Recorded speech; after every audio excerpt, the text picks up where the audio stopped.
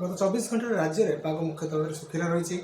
केतक स्थान में दिन तापमात्रा 35 डिग्री कि अधिक रेकर्ड कर सर्वोच्च दिन तापमात्रा भवानीपाटना 35.4 डिग्री सेल्सियस रेकर्ड कर पुरी में आम 24.8 डिग्री सेल्सियस रात्रि तापमात्रा रेकर्ड कर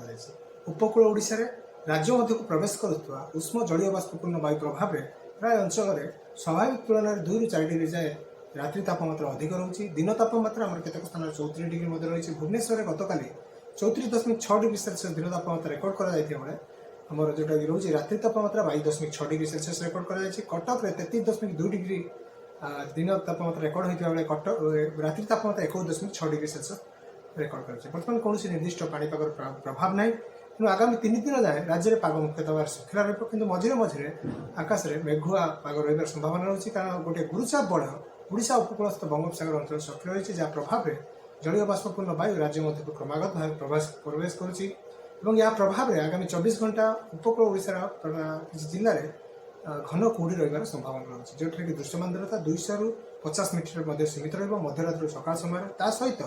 आमर जोटा रोचे डे 4, 5, 6 और 7 ये 4 दिन रोचे से आमर हालुका मध्यम धरण वर्षा पूर्वानुमान जारी कर खास कर देखा डे 4 अर्थात आमर जोटा 22 तारीख बेलू आमर केउझर मयूरभंज बालेश्वर यही सब जिले में 1 ରୁ 2 स्थान हालुका वर्षा रहीपरी आमर जोटा रोचे कि डे 5 रे वर्षार विस्तृति धीरे धीरे वृद्धि हम और जोटा कि 24 और 25 किसी जिले में वर्षा रहा संभावना रही उपकूल ओडिशा खास करके आज दिन तमाम भुवनेश्वर आमर मुख्यतः भाव हालुका पवन रही आकाश निर्मल और दिन तापमात्रा 34 ରୁ 35 डिग्री सीमित रही संभावना रही।